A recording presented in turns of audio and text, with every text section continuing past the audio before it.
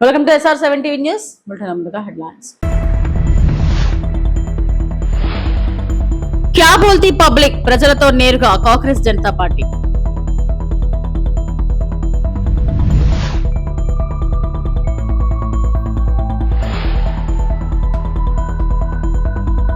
నేతన్న కుటుంబానికి 25,000. నేతన్న సేవలో పథకం ప్రారంభం సీఎం చంద్రబాబు.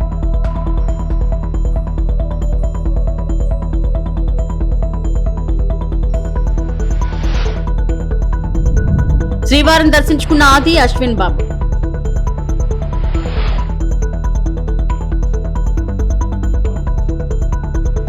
కాంగ్రెస్ జనతా పార్టీ కొత్తగా క్యా బోల్తీ పబ్లిక్ అనే కార్యక్రమాన్ని ప్రారంభిస్తున్నట్లు ప్రకటించింది.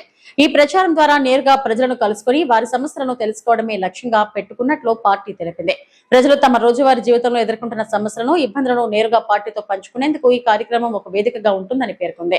అలాగే ప్రజల నుంచి ప్రభుత్వంపై ఉన్న అంచనాలు, వారి అవసరాలు, స్థానిక సమస్యలను తెలుసుకుని వాటిని ప్రభుత్వ దృష్టికి తీసుకెళ్లేందుకు క్యా బోల్తీ పబ్లిక్ ప్రచారం నిర్వహించనున్నట్లు సీజేపీ వెల్లడించింది. ప్రజల గొంతుకను నేరుగా వినడమే కార్యక్రమ ప్రధాన ఉద్దేశమని పార్టీ నాయకులు తెలిపారు. लोग कहते हैं कि धर्मेंद्र प्रधान का इस्तीफा इस आंदोलन की सबसे बड़ी अचीवमेंट थी, इस आंदोलन का सबसे बड़ा सक्सेस था. वो तो एक सक्सेस था, लेकिन हम मानते हैं कि इस मूवमेंट की जो सबसे बड़ी सक्सेस थी, जो सबसे बड़ी अचीवमेंट थी, वो धर्मेंद्र प्रधान का इस्तीफा नहीं था. वो सबसे बड़ी अचीवमेंट थी कि लोगों के अंदर का जो डर था वो ख़त्म हो चुका है.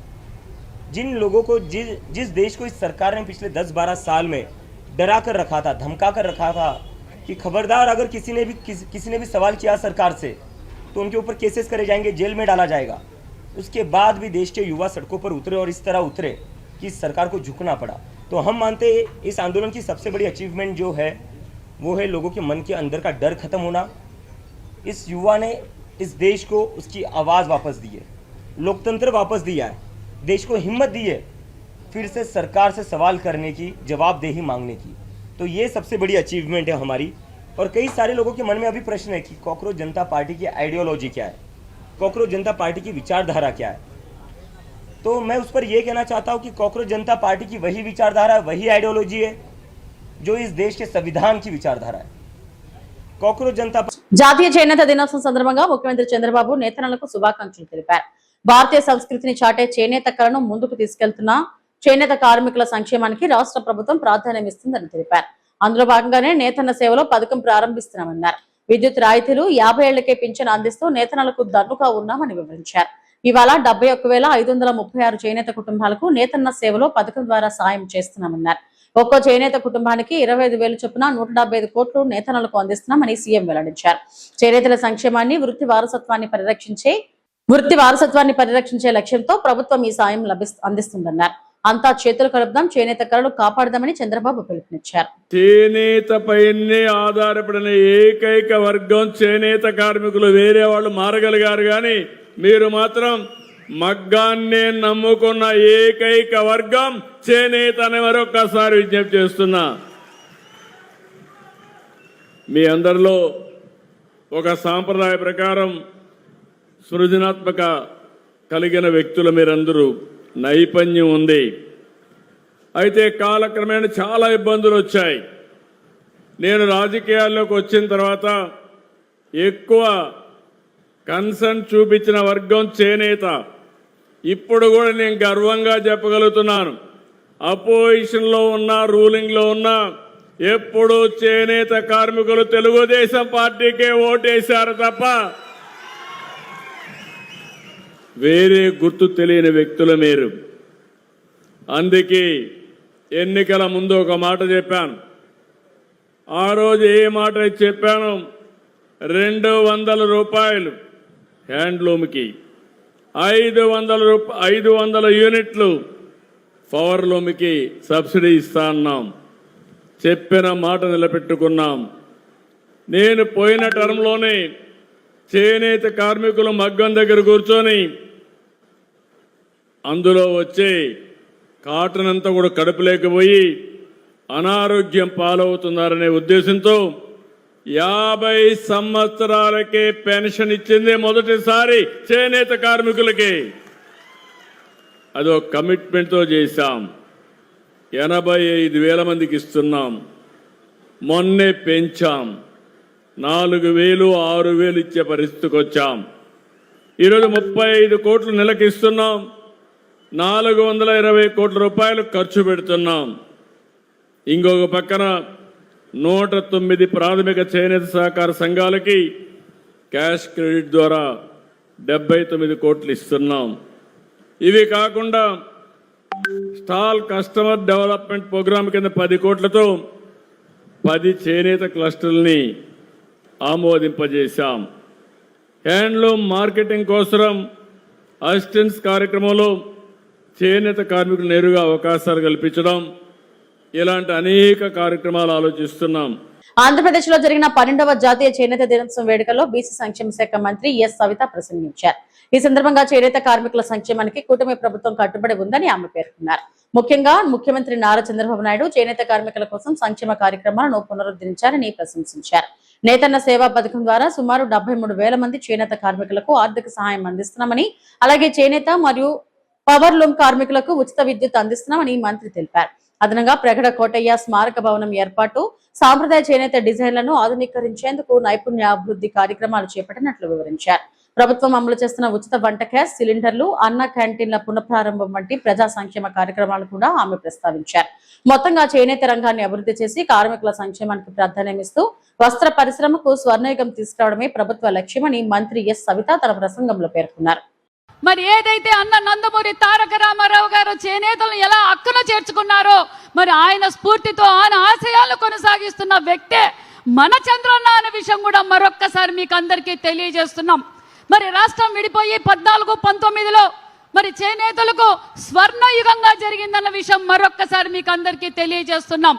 మరి ఒక్క ఛాన్స్ అని చెప్పి చేనేతలు 1924లో ఏ విధంగా ఆత్మహత్యలు చేసుకున్నారో, ఎన్ని పథకాలను రద్దు చేశారో మన అందరికీ తెలుసు.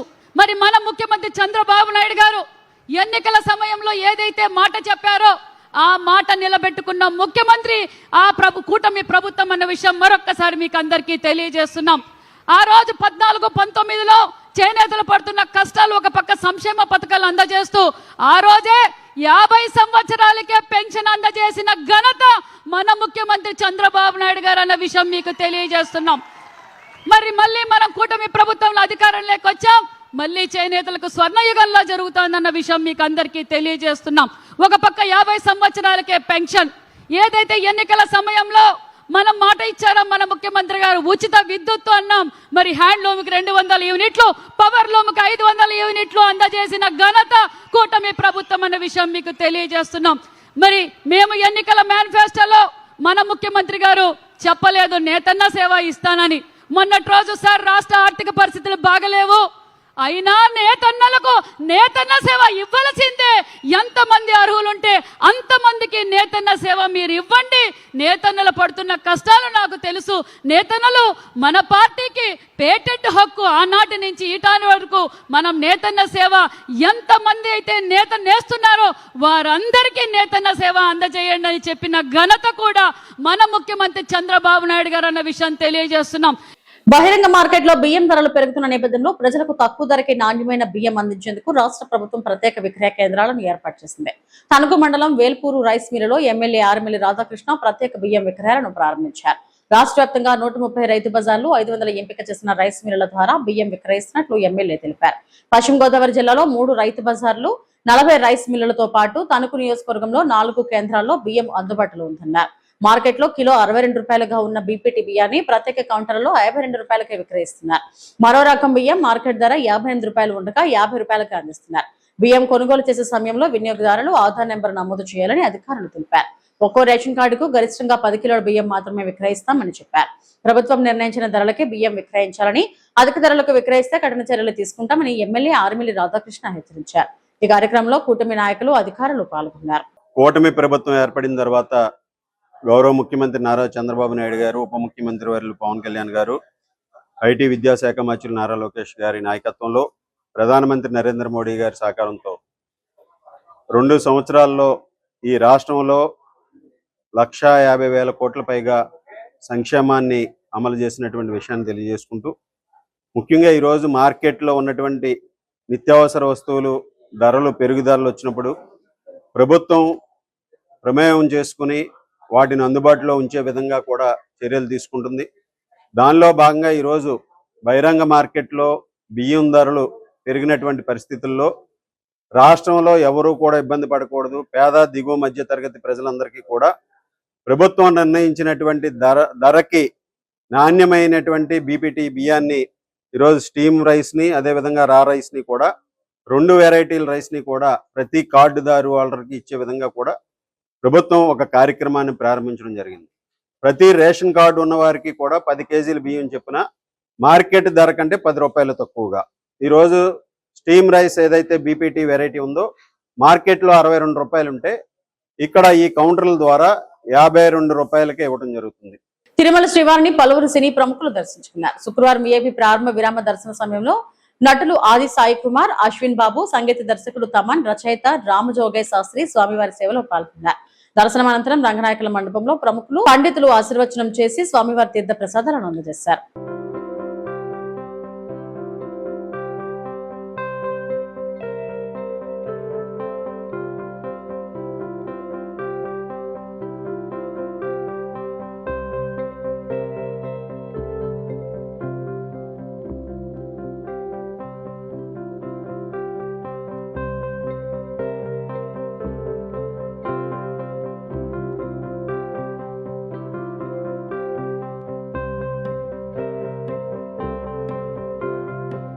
స్వామివారి దర్శనం చేసుకోవడం చాలా హ్యాపీగా ఉంది. అండ్ ఇదో తెలియని ఎనర్జీ, తెలియని పవర్. సో నాన్నగారు వస్తూ ఉంటారు, అలాగే తమనన్న వస్తూ ఉంటారు, మేము అశ్విన్ వస్తూ ఉంటాం కలిసి. సో అప్పుడు చాలా హ్యాపీగా ఉంది ఇలా రావడం, దర్శనం చేసుకోవడం. అండ్ మొన్నే నా సినిమా శంబాలా కూడా మంచి హిట్ అయింది. అండ్ ఇప్పుడు సైరాబాను నా సినిమా చేస్తున్నాను. సో తర్వాత 2-3 మంచి ప్రాజెక్ట్స్ చేస్తున్నాను. సో మీ బ్లెస్సింగ్స్ ఎప్పుడూ ఉండాలి, మీ సపోర్ట్ ఎప్పుడూ ఉండాలి, మా అందరికీ ఉండాలి అని మనస్ఫూర్తిగా కోరుకుంటున్నాను. And have a great year. అందరూ కూడా చాలా హ్యాపీగా చాలా మంచి సంవత్సరం అవ్వాలని year. And wishing you all the very best. Thank you so much. Venkateshwara Swami blessings మన అందరికీ ఉండాలి. ఎప్పుడూ ఆయన మనల్ని అందరిని చల్లగా చూడాలి, మీరందరూ బాగుండాలి. అండ్ ఇలా వచ్చి మార్నింగ్ వెంకటేశ్వర స్వామి దర్శనం చేసుకొని మీ అందరిని కలవడం చాలా హ్యాపీగా ఉంది. గోవిందా. విజయవాడ ప్రెస్ క్లబ్ లో ఏపీ జూడో అసోసియేషన్ ఆధ్వర్యంలో మీడియా సమావేశం నిర్వహించారు. Judo federation of India general secretary Namishetti Venkat మాట్లాడుతూ మెగా డిఎస్సి ప్రకటన స్పోర్ట్స్ కోటాను 3% పెంచినందుకు ముఖ్యమంత్రి చంద్రబాబు నాయుడు, డిప్యూటీ సీఎం పవన్ కళ్యాణ్ కు ఏపీ జూడో అసోసియేషన్ తరఫున ధన్యవాదాలు తెలిపారు. మెగా డిఎస్సిలో స్పోర్ట్స్ కోటా నియామకాలు పూర్తి పారదర్శకంగా జరిగాయని స్పష్టం చేశారు. అర్హులైన అభ్యర్థులు అందుబాటులో లేకపోవడంతో కొన్ని పోస్టులు భర్తీ కాలేదని తెలిపారు. తమిళనాడుకు చెందిన ఆర్కే పురుషోత్తం ప్రభుత్వం క్రీడా సంఘాలపై అసత్య ఆరోపణలు చేస్తున్నారని నామిశెట్టి వెంకట్ ఆరోపించారు. పురుషోత్తం ఏర్పాటు చేసిన ఒలింపిక్ అసోసియేషన్ కు ప్రభుత్వ గుర్తింపు లేదని అన్నారు. గత 12 ఏళ్లుగా నకిలీ క్రీడా సంఘాలను ప్రోత్సహిస్తూ అక్రమాలకు పాల్పడుతున్నారని ఆరోపించారు.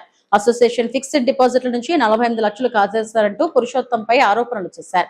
ఏపీ జూడో అసోసియేషన్ లో అక్రమాలకు పాల్పడిన ముగ్గురిని శాశ్వతంగా సస్పెండ్ చేశామని తెలిపారు. నకిలీ సర్టిఫికెట్ల వ్యవహారంలో పురుషోత్తం కొందరికి మద్దతు ఇస్తున్నారని ఆరోపించారు.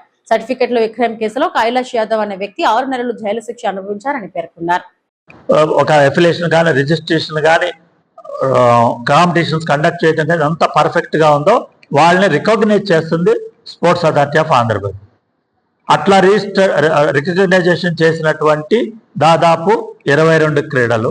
ఈ 22 క్రీడల్లో దాదాపు ఒక 15 క్రీడలకి 380 చిలుపు. నువ్వు విడిపోయిన బైబ్రికేషన్ జరిగిన 14 నుంచి ఇప్పటి వరకు రెజ్లింగ్ అసోసియేషన్ అని చెప్పు తిరుగుతున్నావు. నీ ఒక్క రెజ్లింగ్ ఎందుకు ఉద్యోగం రాలా? నీకు ఉద్యోగం రాలేదు ఎందుకంటే నువ్వు చీటర్వి. నీ ఒలింపిక్ నువ్వు చీటర్వి. ఐఓఏ ఇండియన్ ఒలింపిక్ అసోసియేషన్ ఇట్లాంటి ఏదైతే ఇప్పుడు అతను చేసిన అన్నిటికీ గవర్నమెంట్ అడిగితే ఏ క్లారిఫికేషన్ అయినా ఇవ్వటానికి సంఘాలన్నీ సిద్ధంగా ఉన్నాయి. అతి త్వరలో ఎవరైతే ఈ 380 మంది క్రీడాకారులు ఇతను పని పట్టే పనిలో ఉన్నారు వాళ్ళు కూడా ఒక ఉద్యమం చేసి గవర్నమెంట్కి ఇతని మీద ఇవ్వాల్సిన ఫిర్యాదులు ఆల్రెడీ మొదలైనవి. అక్కడెవడో ఒకడు ఉంటాడు సోషల్ మీడియా, వాడికి ఏమో లైసెన్స్. అనకాపల్లి జిల్లా నర్సీపట్నంలో భారీగా డిఫెన్స్ మద్యం పట్టుబడింది. జోగినాథునిపాలెం సమీపంలో ఎక్సైజ్ అధికారులు వాహన తనిఖీలు నిర్వహించారు. తనిఖీలో 3 లక్షల విలువైన డిఫెన్స్ మద్యం కారును సీజ్ చేశారు. మాకవరపాలెం మండలం వజ్రగడ్డకు చెందిన అప్పలనాయుడు డిఫెన్స్ మద్యాన్ని కారులో అక్రమంగా తరలిస్తున్నట్లు ఎక్సైజ్ అధికారులకు సమాచారం అందింది. దీంతో అధికారులు వాహన తనిఖీలు చేపట్టగా ఎక్సైజ్ సిబ్బందిని చూసిన ప్రధాన నిందితుడు అప్పలనాయుడు అక్కడి నుంచి పరారయ్యాడు. కారును తనిఖీ చేయగా డ్రైవర్ జరిపోతుల గోవిందరావు పట్టుబట్టాడు. కారులో 8 రకాల బ్రాండ్లకు చెందిన 44 డిఫెన్స్ మద్యం బాటిళ్లను అధికారులు స్వాధీనం చేసుకున్నారు. మద్యం కారు విలువ కలిపి సుమారు 3 లక్షలు ఉంటుందని అధికారులు తెలిపారు. పరాలలో ఉన్న ప్రధాన నిందితుడు అప్పలనాయుడు కోసం ప్రత్యేక బృందాలతో గాలింపు చేపట్టినట్లు నర్సీపట్నం ఎక్సైజ్ సిఐ సునీల్ కుమార్ తెలిపారు. డిఫెన్స్ మద్యం అక్రమ రవాణాపై నిఘా మరింత పెంచామని, అక్రమంగా మద్యం తరలించే వారిపై కఠిన చర్యలు తీసుకుంటామని స్పష్టం చేశారు. పట్టుబడిన నిందితుడిపై కేసు నమోదు చేసి దర్యాప్తు కొనసాగిస్తున్నట్లు అధికారులు వెల్లడించారు.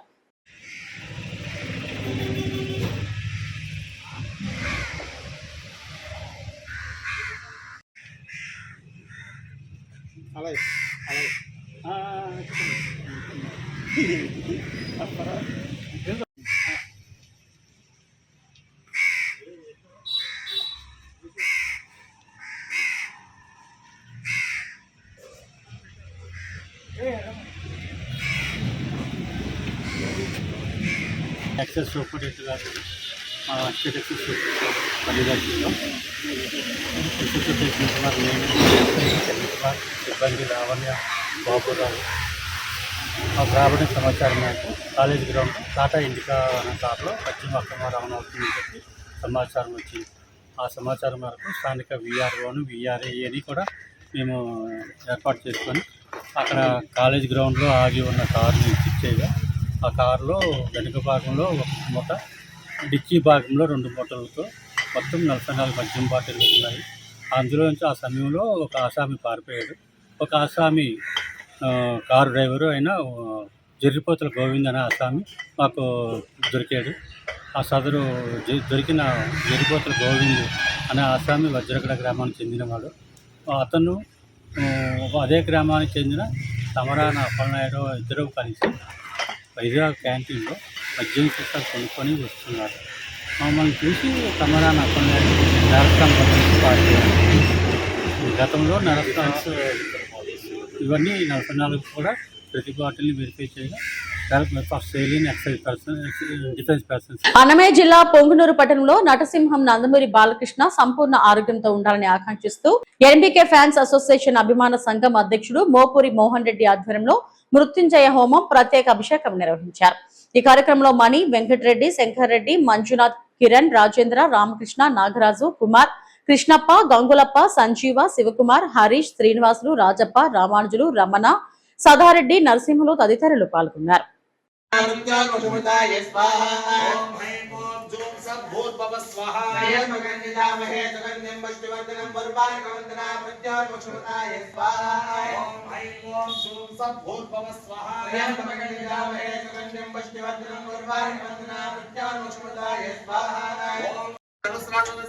యజమానస్య బాలకృష్ణనామధేయస్య శ్రీగ్రమేవ ఆరోగ్యాన్ని ఆయుష్యాన్ని సిద్ధి ద్వారా సకల రోగ వ్యాధి పరిహారార్థం అపమృత్యు దోష పరిహారార్థం శ్రీ బాలకృష్ణ దేవతా నిత్యం శ్రీ మృత్యుంజయేశ్వర స్వామి సంపూర్ణ అనుగ్రహ సిద్ధి రతో అగ్నే స్వాహా అగ్నే నమః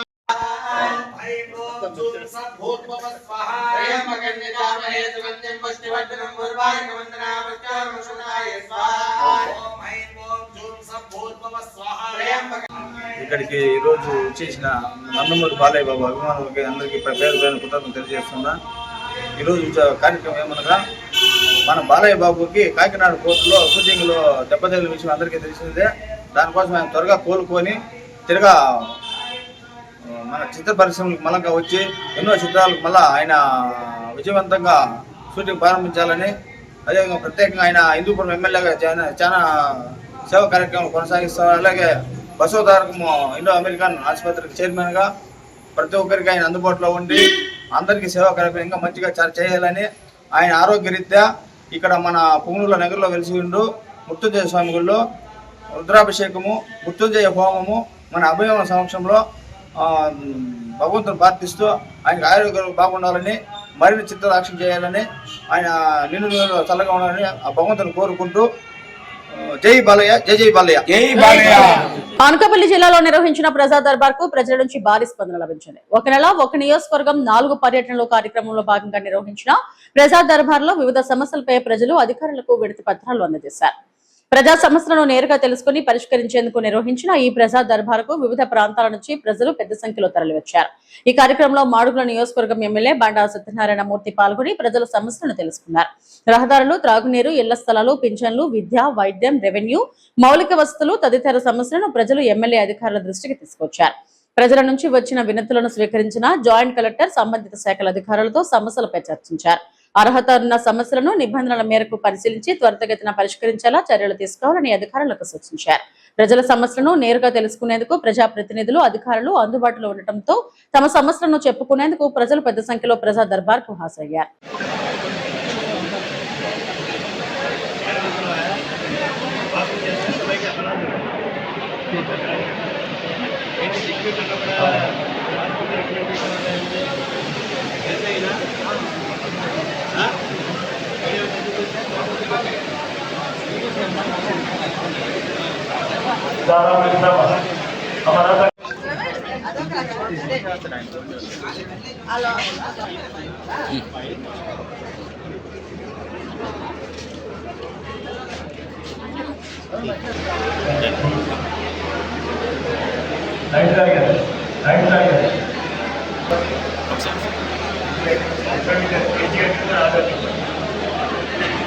కే కోటపాడు మండలం బీజేపీ మండల అధ్యక్షురాలు.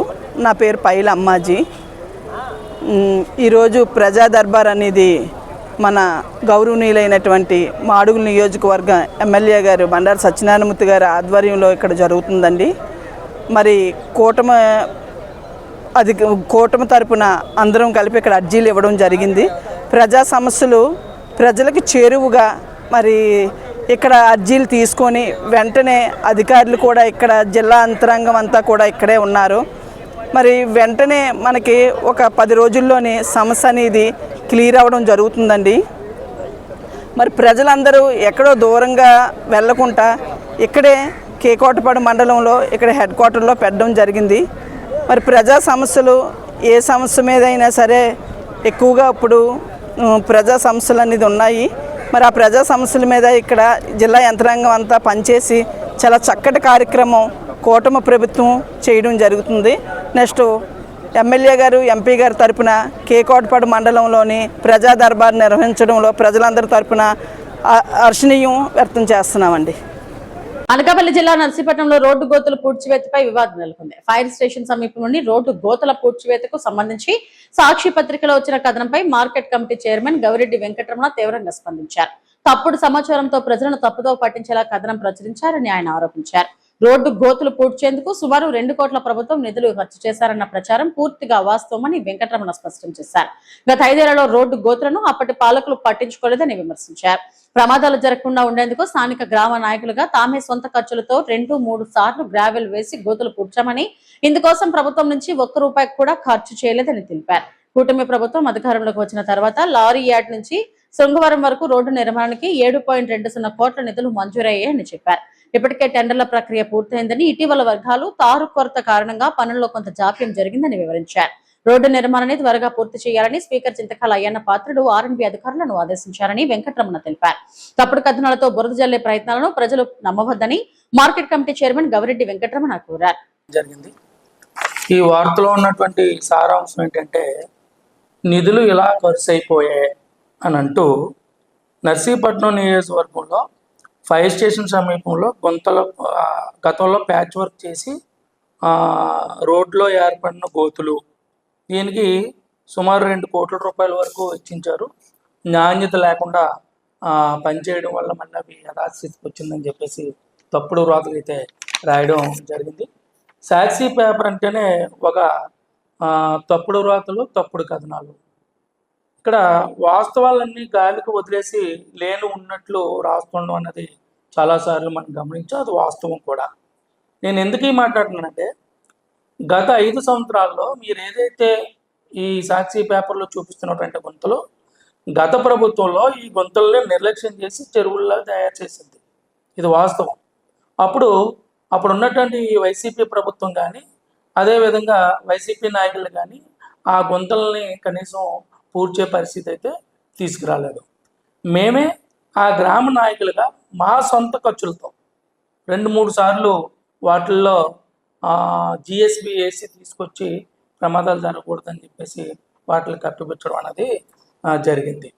అయితే ఒక విషయం గుర్తుపెట్టుకోవాలి, ఈ కూటమి ప్రభుత్వం వచ్చిన తర్వాత అక్కడ నర్సీపట్నంలో ఉన్నటువంటి లారీ యార్డ్ దగ్గర నుంచి అదేవిధంగా శృంగవరం వరకు ఇవి ఇప్పటివరకు నా బుట్టిన అప్డేట్స్. నమస్తే.